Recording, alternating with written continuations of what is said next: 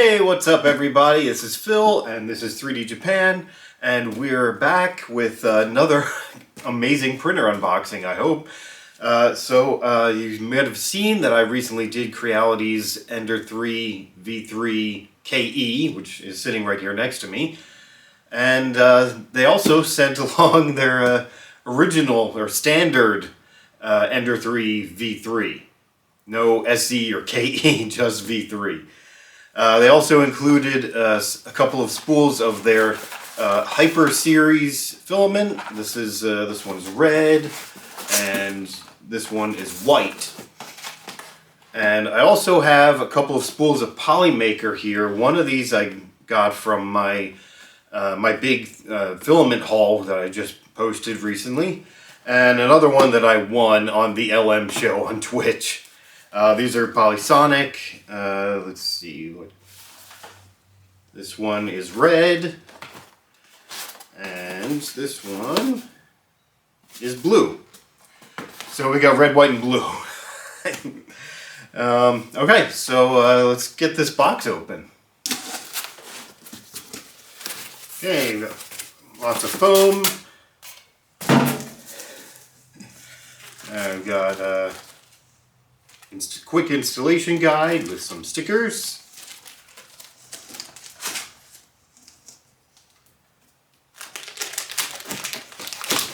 There we got that. That is our screen. This one has a horizontal screen, landscape mode, instead of vertical like the KE has.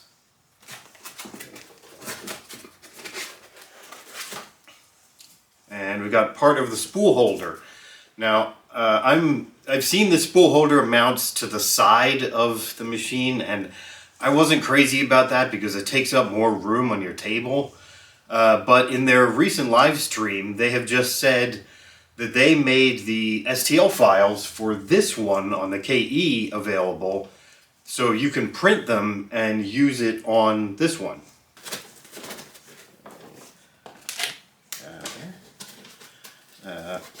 Here's the other part of the spool holder.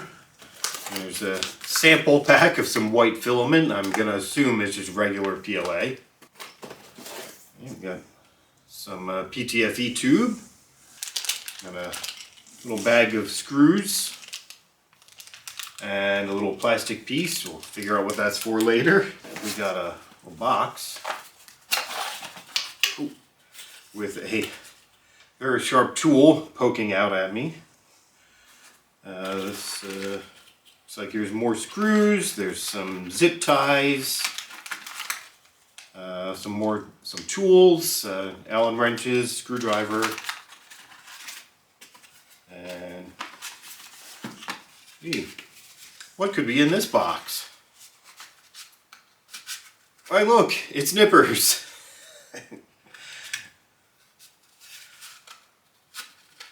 Can always have plenty of nippers around. We got some lube in there. It's always handy. And we've got a flash drive, which I probably won't be using too much since this has wireless. We've got another layer of foam. Hope I didn't break anything. Okay, now we've got our main gantry. I don't know if I can set that here.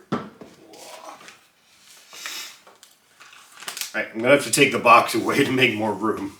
Okay, everything left in the box was the main base with a very shiny build plate here, PEI coating.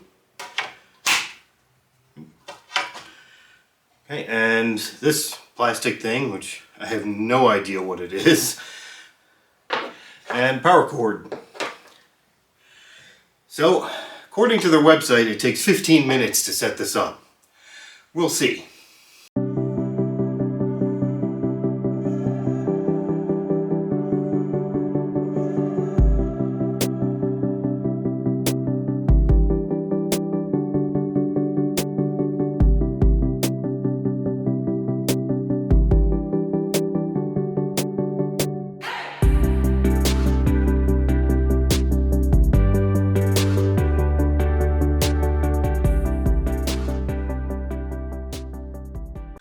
Okay, so we got it all assembled, and I've been doing a lot of printing with it. It's been a lot of fun. Got a little piece of filament on there. Yeah,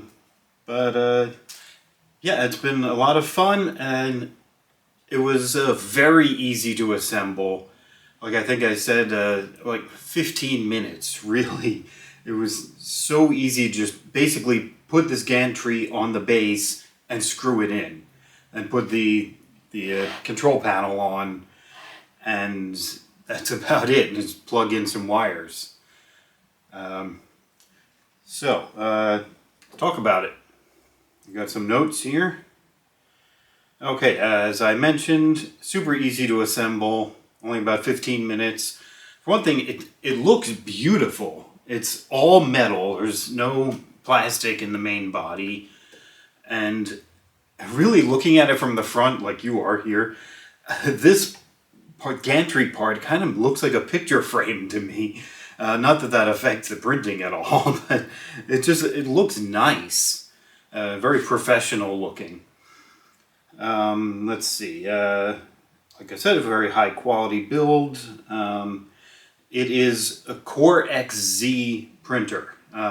So the X and the Z axis are kind of somehow combined. I don't fully understand it, but one thing to note is there is no lead screw in the back. So it just uses all cables to move it up and down. Another thing to note is there are no linear rails. It's all these rods here, and then there's rods inside either side here. And of course these rods here. So we have a direct drive extruder which has a quick swap nozzle, which I haven't tried swapping it yet. I'm not even sure if I got another one. But I'm assuming these are the long nozzles like the KE has. And so I'm not even sure which one I would look at to buy yet. I would have to check that. But yeah, it would be interesting to see how that swaps, since it says it's so quick. Let me see, what else do we have? Like the KE, this is really fast, actually even faster, since the KE does 500 millimeters per second. This does 600. It's not a whole lot faster, but it's a bit faster, and it really does move. Okay, the build volume is 220 by 220 by 250, which is the same as the Ender 3 V3 SE. The KE is actually a little bit smaller, just like 10 millimeters smaller on the height. The OS it runs, just like the KE, is Creality OS, which is a variation of Clipper. Now, some of the downsides to it, some things that I found a little weird, is okay, in order to insert filament, we have to flip this latch up here. And most printers, or in fact every printer I've ever used, you have to squeeze something to put the filament in, and then you just let go. This one you have a latch that you flip over, and then you can put it in and out. And then flipping the latch a second time the other way locks it. It's just like one extra step that you have to do, and if you don't remember to flip it locked, then it won't print properly, and then you have to fiddle with it and start your print over. Another weird thing is that the home position is right there at the top. And what's weird about that, or difficult about that, is that you can't really see it here, there's a little tube that comes out down here of the filament runout sensor, and you push your filament line up into that. Now, what's tricky about that is that suppose you just finished a print and you're swapping filaments, or you're in the middle of a print, you're swapping filaments, and you want to load some new filament in. The way you would normally do this is to grab that tube, so you can, since you can't see it from the front, and then you would put the filament in. Now, the problem with that is you just finished a print, your nozzle is going to be very hot, and here my hand is about 5 millimeters from it. So it's very likely that you could touch your hand to that very hot nozzle. I haven't done it yet, but I can see it happening. Okay, another strange thing about it being at the top is that when it goes up, it pulls filament off of the spool, and then it goes down to start printing, and as it pushes it down, the filament all gets just bunched up over here. Like that. It either goes, back onto the spool, which is ideal, or it just bunches up down here. And then also this cable can get kind of caught against the spool and maybe even tangled with that filament that's now bunched up. And it's just, it's not ideal. Okay. Another thing is the bed, when it finishes the print, it moves all the way forward to present the print to you. The problem with that is now it's covering the screen, so you have to push it back so you can access the screen. Not a big deal, just kind of annoying. It could have been done better, maybe. Just something to be aware of is that when you're first setting it up, or maybe if you're setting it up a second time or something, the input shaping, when it sets that up, it is very, very loud. So you may not want to do it at night when somebody's sleeping in the next room, because it starts vibrating, and then it vibrates faster and faster and faster and gets really high pitched. And I was thinking, oh no, there's somebody sleeping right above me. And then it stopped. I said, okay, it's over. And then it started doing it again. It did it 2 times.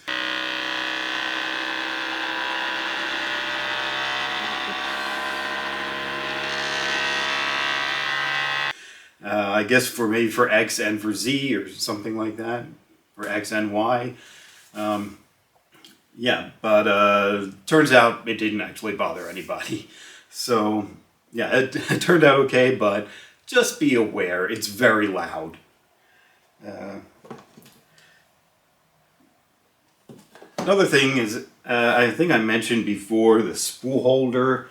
I'm not a fan. So, as I mentioned, the filament can get bunched up and come off of the spool. So, we have this thing that comes with it, which is 3D printed.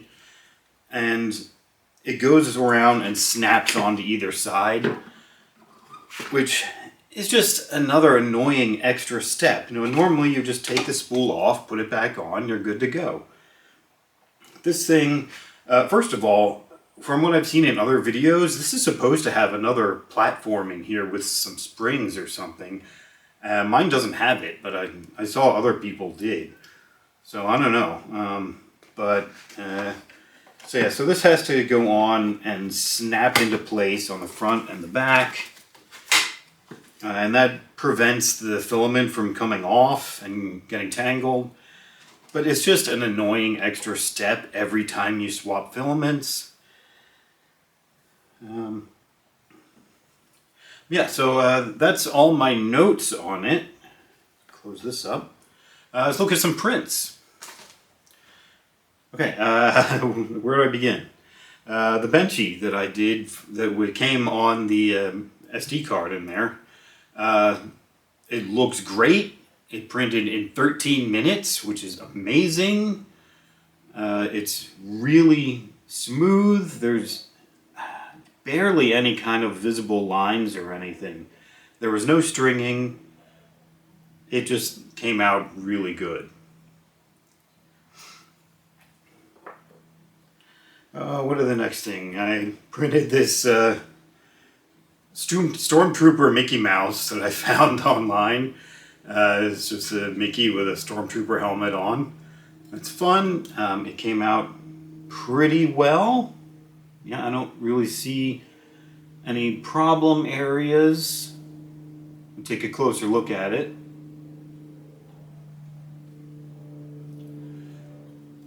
Yeah, that was a really fun print.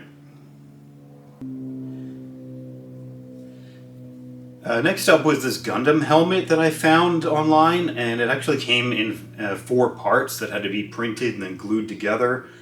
This particular model, I'll link it below along with the others that I downloaded, but I may be wrong, but the model itself didn't seem to be made right. Like, it didn't fit together properly. I had to perform a little surgery on it to make it fit and work together.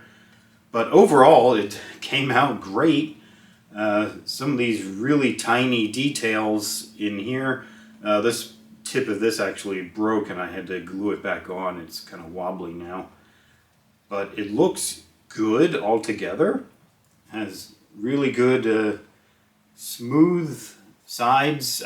I can't see any layer lines. Yeah, that came out great. And this white filament has a nice, cool, kind of translucent look to it that I liked a lot. Compared to in my recent video where I was reviewing filaments, I had a cool white from Polymaker, which was very opaque. And if I was going to do some hue forge, I think this Creality white filament would work much better. Okay, next thing is a little bit more utilitarian. So the handle for my kitchen sink, right here, actually broke. Some parts on the inside kind of wore down, and it doesn't really work well anymore. So I thought, let me see if I can use 3D printing to fix it. So I coated this with some scanning spray, and I scanned it and printed it. Here. And I think it looks great. And I did a little altering because I thought it's plastic. It's not going to be as strong as the metal when I'm working it, moving it around. And so I thought, here's an idea. The part of the sink that attaches in there is just a little box-shaped post. And I said, well, let me make the socket in here a little bigger, and then I'll make another socket that will fit inside, and that part will go onto the post. Now this little socket is printed in resin using the Resin anti-impact resin that I've reviewed a little while back. And I thought, anti-impact resin, that's got to be really strong. If I glue this in there, it should fit in there and should hopefully last for a long time. I have little concerns about food safety with this getting wet, but we'll see. Okay, my camera's memory card ran out of space, so I cleared up some space, and we're back. So next thing up is one of my clients that I was working with 3D modeling had sent me this model, and if you recall, back in the I think early 70s, there was a cartoon called The Mighty Heroes. And he had me working on models of all the main character heroes. And so this is Strongman, and since I had the model, I thought I'd go ahead and print it. This also came out really nicely, and I have to clean it up a little bit. It's a little rough around the edges. But yep, and a little rough from supports underneath here, but otherwise, it came out really good. Everything is very smooth. The details are great. This was printed at the full size, at full speed, the 600 millimeters per second. And it just worked out really well. On there. And next one, something fun. I found this on Creality Cloud. It was a free download.